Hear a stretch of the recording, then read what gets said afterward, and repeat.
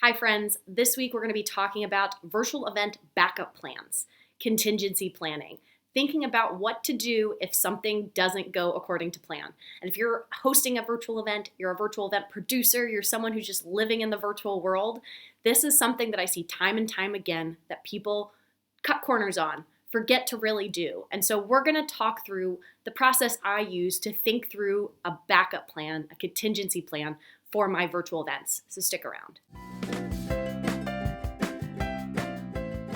Before we get into it, I do want to remind you to like, subscribe, turn on that little notification bell so you get notified every single Monday when I drop new videos.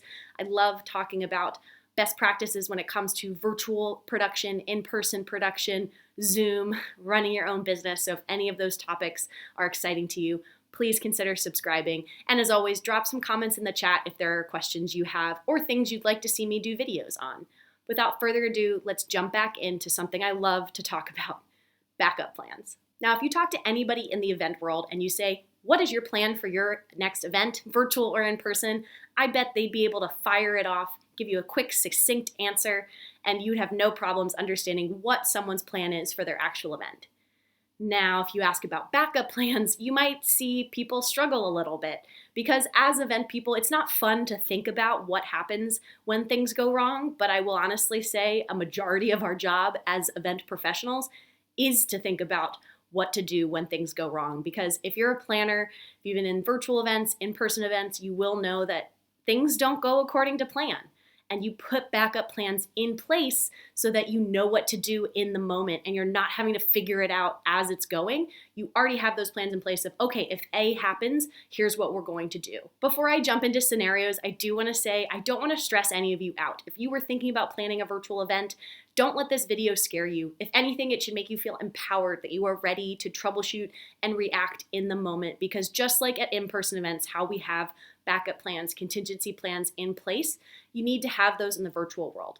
And my favorite thing that I like to tell people about backup plans is the whole point of having a backup plan is that you probably won't have to use it. Now, if you don't have a backup plan, I will guarantee almost, I'd say 95% of the time, you're going to wish that you'd had a backup plan.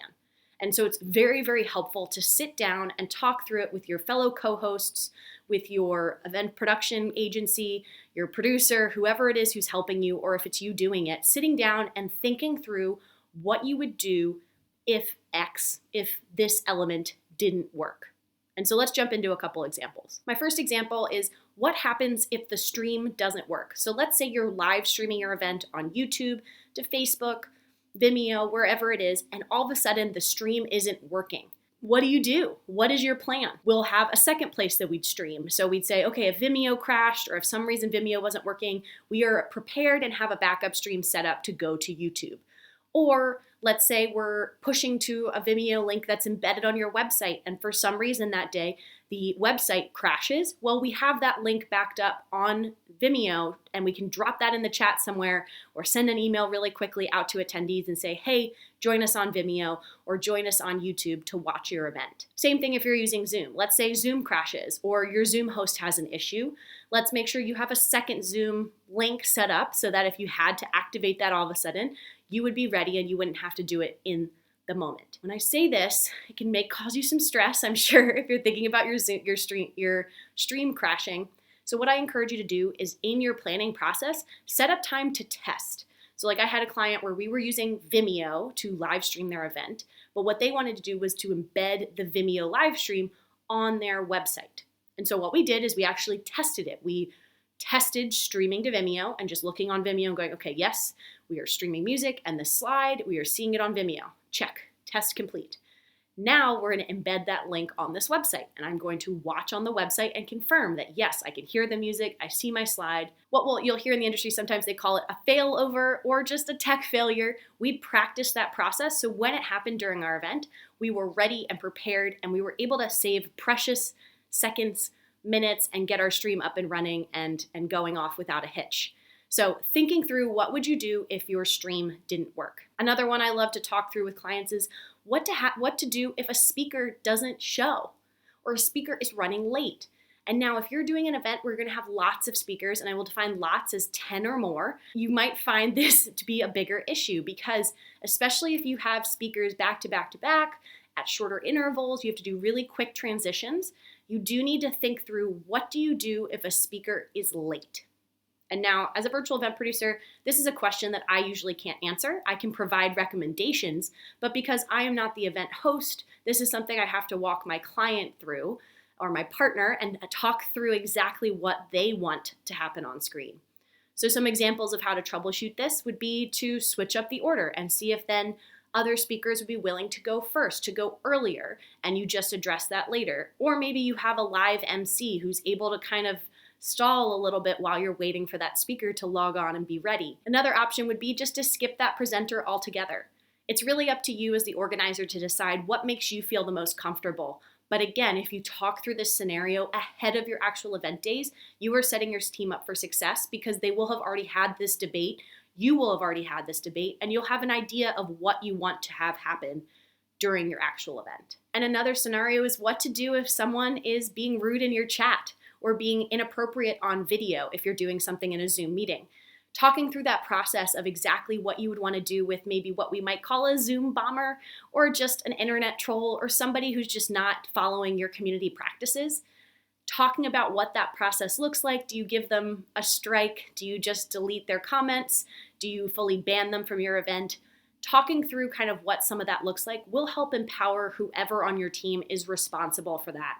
And if you don't have someone who's responsible for keeping track of appropriate comments in the chat or appropriate attendees in the virtual world, make sure you add them to your team because that is a very important role. Just like in person where you want to have on-site security or look out for party crashers, same thing in the virtual world, it just looks a little different. So think through what that process looks like and make sure whoever is doing that knows how to actually do it. Meaning if you are telling people, if they act out in the chat, we're a one-strike policy kind of organization, they're out. We're going to ban them from the event. So you can actually ban someone from your Zoom meeting, and even if they have the link, they'll never be able to get back in. Now, you don't want to accidentally do that. I will confess, I accidentally banned my grandmother from my family call by accident because I was trying to remove her from the meeting and let her get back in because her camera was freaking out. Turns out I had to create an entire new link for my weekly families call because I banned my grandmother for life. So don't do that unless you purposely want to. So think through your scenario planning. And now I know I've talked through a lot of scenarios and this is the tip of the iceberg because I will say anything that is live during your virtual event, I would encourage you to test and I would encourage you to think of a backup plan. If X fails, what do we do? And again, go back to my earlier mantra. I said, the reason you do this exercise, the reason you put backup plans in place is so that you won't have to use them. My bonus tip for you in this episode would be to have an oh no slide.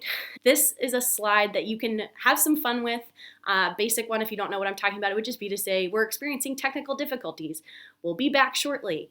Just have that slide up and so that you're prepared whether you're in a Zoom meeting or doing a webinar or a live stream, you have some visual that you could throw up on the screen if something was going wrong. And so an example could be a speaker coming late or a speaker's accidentally on mute and you want to pull them off the screen and verbally tell them they're on mute, or you just need to regroup or your stream crashes. Any of these examples, having some visual on screen that just communicates it to your audience that you're having some difficulties is just going to set you up for success because it helps clue everybody in on what's happening.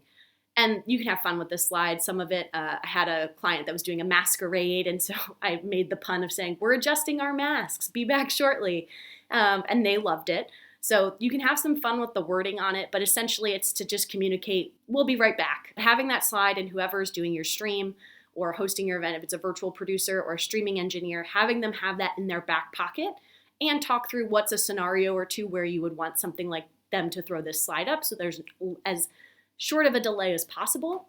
I highly encourage you to do so. We talked through backup plans about your virtual event. Hopefully you took away some key points here, but the big ones would be have a backup plan so that you don't have to use it, but have it. Think through what you need to then test as with a part of your backup plans.